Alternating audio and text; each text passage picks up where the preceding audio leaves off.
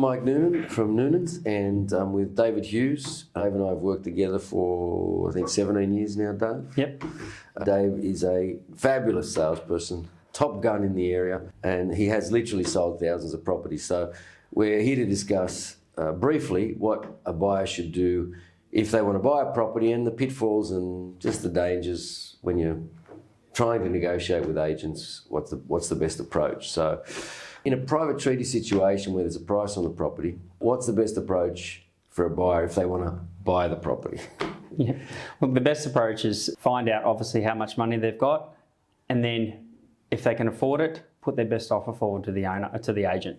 Right. The agent will put the offer forward to the vendor, start negotiations. See, agents are negotiating on a daily basis. It's part of what they live and breathe.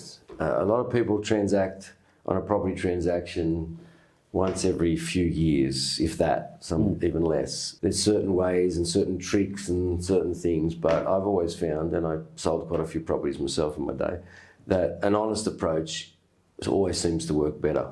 If you can get your best foot forward up front, you seem to be able to secure the property easier. Yep. See a property that you've got and I like it. How do I submit an offer? What do I do? Well, verbally, you can tell me straight away at the open house. Okay. And then go home, send us an email. Send it in the car when you're sitting out the front.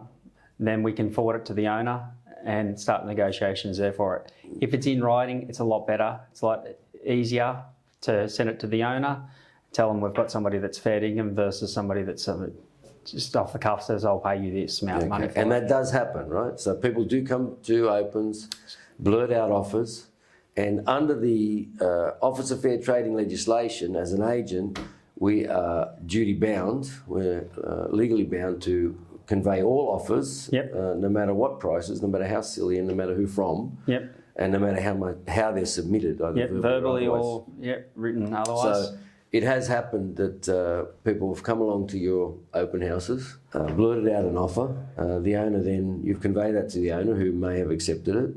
Yep. And then when you've gone back to the person, what happens? They're not there anymore. They don't Sometimes they return your say, call. let me think about it. Let me think about it. Yeah. And I politely tell them that you should have thought about it before you gave me the offer, or you right. blurted it out. So if you start as a buyer and you make those connections with an agent, may not bode well for you long term if you want their help buying something else, right? So if you can be upfront, if you tell them, look, I'm really interested in it, but I need to go and think about what I'm going to pay for it, what I can afford, check out my finances, that would, I guess, be the best approach. Signing a contract and giving you a deposit. Now, how does that work? And they can sign a contract with a 0.25%. Right. It's a 5-day cooling off period. It's for the purchaser, it's not for the vendor.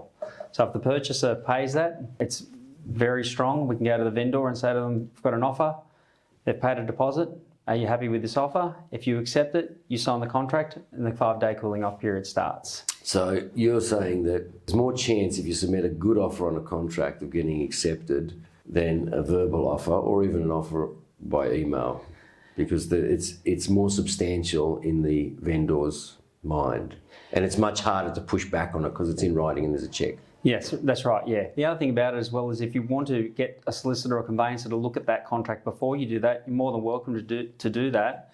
There might be some clauses in there that they can sort of get away with, but the 5-day cooling off period is in there for the purchaser. Yes. It's not for the vendor, it's for the purchaser. Yeah, so they can change their mind. They will lose the 0.25% down though. So if they decide they don't want to buy it for whatever reason, they will lose it. You've signed a contract and you've put in this deposit. I believe that was called the anti-gazumping legislation. Yep, which, correct. So it gives you the ability to secure a property as a buyer, go and do your checks, and then if everything works out, the properties, you can continue with the sale. If it doesn't work out and you're not happy, you can pull out, but you will lose that 1/4%, if I'm not mistaken. But however, the vendor is locked in and they can't choose another buyer. So it stops somebody coming in who also wants to buy the property and offering them a few $1,000s more. Yeah, so that's why the gazumping will not happen now, because that vendor is locked into that purchaser. The purchaser can pull out, but the vendor can't. Right. I've had circumstances myself, and I know we were discussing one the other day, where we have a situation where one buyer has been dragging it out for a long time, to and fro in negotiations, and then somebody else wants to see the property, and we're at liberty, we have to. It's our duty, we represent the vendors, to show another buyer the property while all this is happening. And that particular buyer comes along virtually within 24 hours and presents a signed contract. Yep.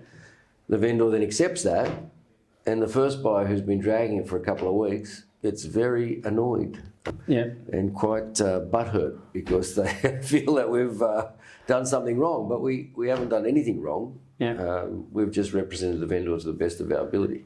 And during the negotiations with them, and before they will sign that contract, we do tell them and we remind them the property will remain on the market until a signed contract comes in with the deposit. That's now, if they do not present that with us, the property's Still on for the sale. market. Still for sale. Wisdom of over 20 years and thousands of exchanges and transactions is if you know what you want to pay, put on a contract with a cheque. That's going to be the most powerful way. When we've had in the past, or when markets run very hot, or it's a very hot property, you might have 2 or 3 people all wanting to buy the property. Yep. And we've asked people to submit their offers on signed contract by a deadline, Yes. Yep. just to make the playing field even for everybody. We're not Yep. trying to extort money out of people Yep. or hold a behind-the-scenes auction. What are the other mistakes they make, Dave, when they're trying to negotiate?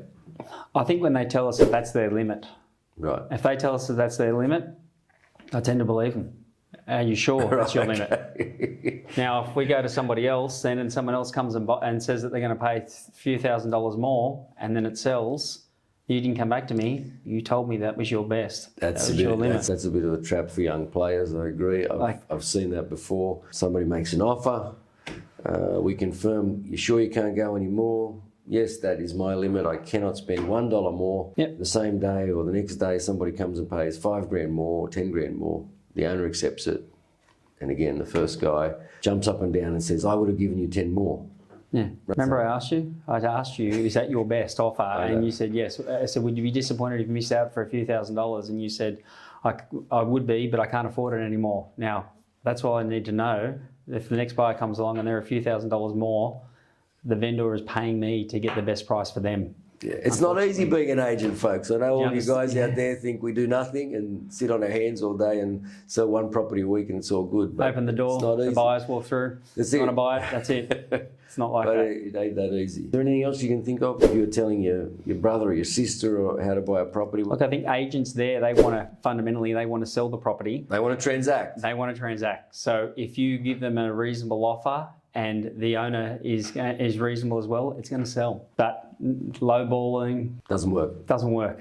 You know, in the Sydney market, doesn't matter how good, bad, depressed it is, the offer. There's always buyers. In the There's Sydney always market. buyers. Yeah, Yeah. there's always buyers around. One of the points there is that if you're going with a ridiculously low offer, you're just going to get the vendor offside. Yeah, and you're going to need the agent offside. The agent's like, how am I going to be able to help you? If you buy this property, if you don't buy another property, we're going to meet somewhere else. Yeah. Yeah. We sell a lot of property in the Mortdale area. We're going to meet somewhere else along the line and be like, that's right, you gave me the label on that one. We do have perpetual buyers that have been around. I don't know if one particular lady's bought yet, but she's been around about 8 or 10 years. Yeah. Always trying to buy a bargain. Yep. Never bought one yet. So No. prices have gone up considerably moving. since she started looking. So all right. Well, thank you for that, Dave. No worries, thank and you. We'll catch up with you next time. Thanks very much. See you, mate. Thanks.